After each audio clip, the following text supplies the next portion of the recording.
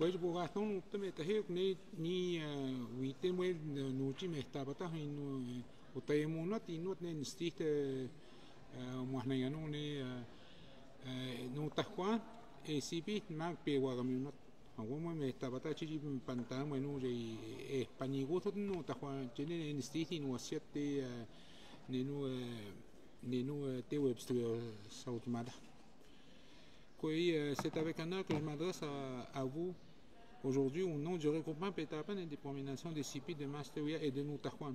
Je suis un membre des Premières Nations des Inuits de Noutahuan situés sur la rive nord du golfe Saint-Laurent. Je suis accompagné du chef des Premières Nations de Pewagamunat, M. Gilbert Dominique. Nous sommes ici pour porter à votre attention un problème majeur dans l'objectif de mise en œuvre de la Déclaration des Nations Unies sur le droit des peuples autochtones par les instances de l'ONU et les États membres. Il s'agit de la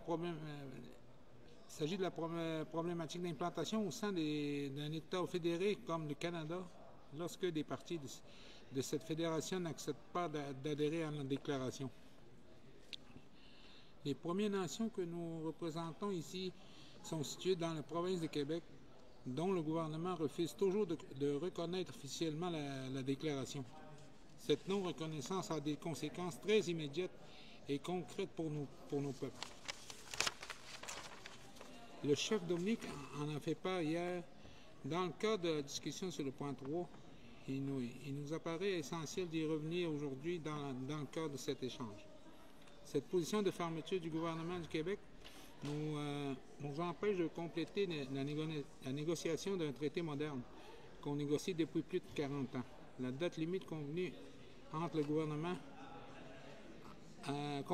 les trois parties et le gouvernement Innu et le gouvernement du Canada ainsi que le gouvernement du Québec était le 31 mars 2003. Plus d'un an passé, cette échéance, l'attitude du Québec est toujours contraire au principe de la déclaration de l'ONU, voire contraire au principe fondamental de bonne foi.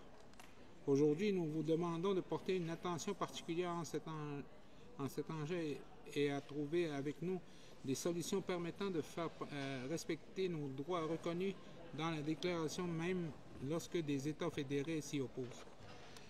Nous profitons de cette tribune pour féliciter et remercier le gouvernement du Canada pour son engagement à mettre en œuvre la déclaration et sa volonté d'inclure cet engagement dans ses relations avec nous. Il y a quelques mois, la Cour suprême du Canada a reconnu la validité constitutionnelle d'une loi du Parlement fédéral C-92 qui reconnaît le droit inhérent à l'autodétermination des peuples autochtones, comprenant le droit de légiférer dans des matières qui portent sur des sujets de compétences provinciales. La protection de l'enfance dans ce cas précis. Nous y voyons là possiblement une piste à explorer pour les États qui pourraient ainsi, par voie législative, reconnaître nos droits et compétences qui sont notamment énoncés dans le DNUDPA.